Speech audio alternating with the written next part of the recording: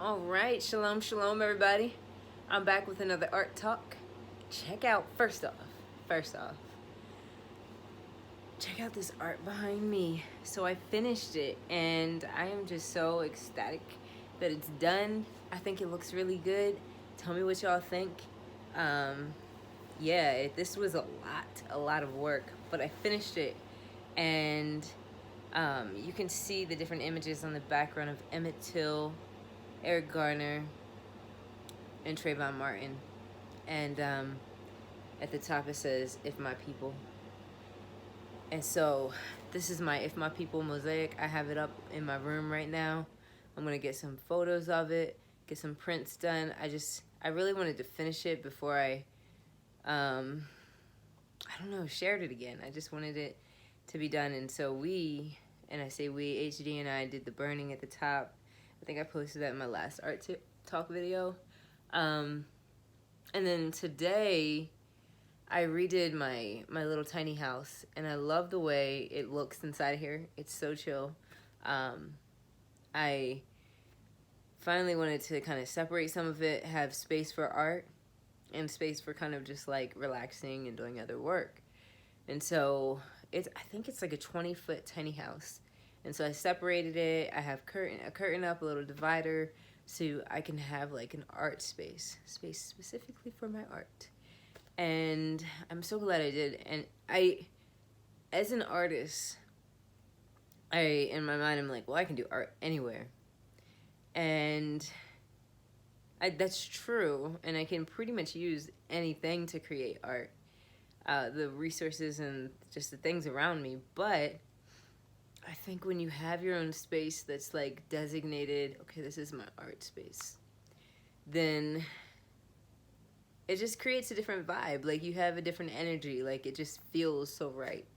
And it makes you want to create and to continue to create. And so I just redid a lot of my space and took the time to dedicate today to that. Because what I do is I'm like, well, I'll do that another time because I have so many things I need to do. And it's like, what is a priority in your life? And is that space a priority? For me, yes, it is. It's very much so a priority to make sure that I have a functional,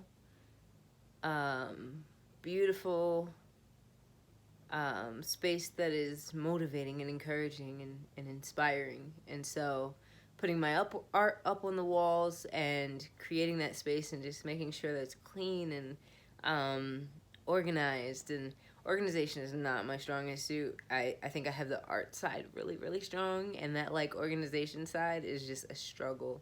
And so for me, I'm like, I'm gonna work on that. So I've been working on it.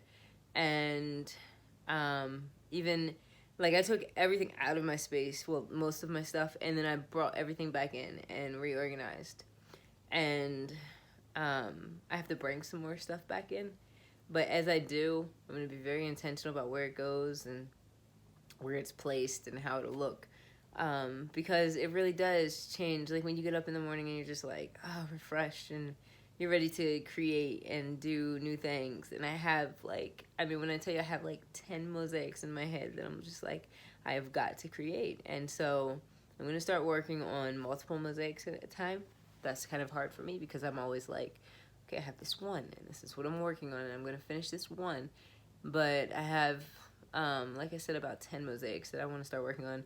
And I'm going to probably start with like 2 at a time and try to finish them. And one of my goals is to do a small, kind of like an art show on the farm here, but also do a virtual art show. And so I'm really looking forward to that. That's probably not going to be until August or so when I have a few more pieces done that really represent where I'm at in this space and this time. Another reason why I wanted to make sure I had the freedom of that functional space. I'm working on a book. It's a short story memoir, and it's a very creative way of doing it. It's very different. I've never seen a book that looks the way that I am developing it. And so I am writing about basically from 2012 to present day. And I think a lot of times people feel like they have to have arrived in some space to write their story. And for me, I think that I'm constantly arriving in that. There is no real arrival. It's just the journey. And I am ready to share certain parts that I have never shared, or that I shared with just a few friends, and just what I went through mentally going through these different spaces. And so I'm working on this. It's going to take me a little while because, like I said, it's a very creative process. It's very different. And I really don't want to divulge too much of what it's going to be just yet. But so my phone died, and I have this kind of backup phone. And so this phone, like, it's something on the screen. It looks pretty crappy, but anyway, I was talking about spaces and the memoir that I'm writing, and I'm looking forward to just sharing that. I think it's going to be something that will be impactful to some lives, and hopefully many lives. And yeah, it's something that I've been wanting to put out, and again, it's a journey, and this is just a part of the journey that I'm writing about. But anyway, art spaces, you gotta have a functional space. You gotta have a space that motivates you. And so I, like I said, redid my little tiny house, and it's turned out really nice. And I'll do a video showing some more of it once I get everything back in here and you guys can see my tiny house. So I did something hilarious this week. I mean, not hilarious when it happened, but it's quite funny. I took my eyebrows back to the 90s. Well, my one. You check this one out. That's pretty dope, right? Not intentional. Not at all. These are COVID eyebrows. Me trying to wax my own eyebrows. And made a ridiculous error. And a very simple mistake turned into me looking down at the wax strip and just being like, oh crap, there's a whole patch missing from my eye. I looked up in the mirror and I'm just like, great. It's gonna be me for a couple weeks. And you know what? I believe in expressing, and this is part of what and why I do the art talks. I believe in expressing your fullest self.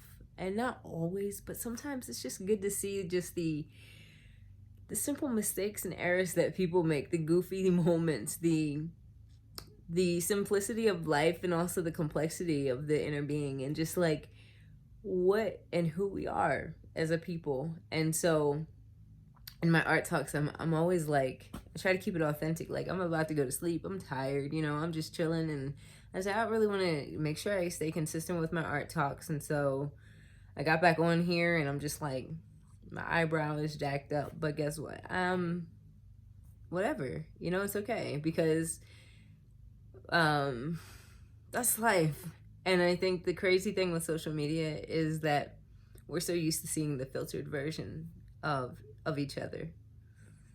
And I think for me, I'm tired of it a little bit. I've never really liked it. And I've always just wanted things to be a little bit more real.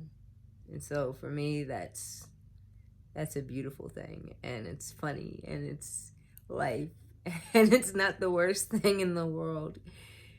And your hair will grow back. I hope. If not, hey, we're going to take it all the way back to the 90s. And that's what we're going to do. We're going to rock with it. So anyway, I started talking about functional spaces, and then I talked about realism. And there's so much going on in the world. Like, let's laugh about the things that we can laugh about and enjoy life. Spread love the Brooklyn way. Shalom, shalom, y'all.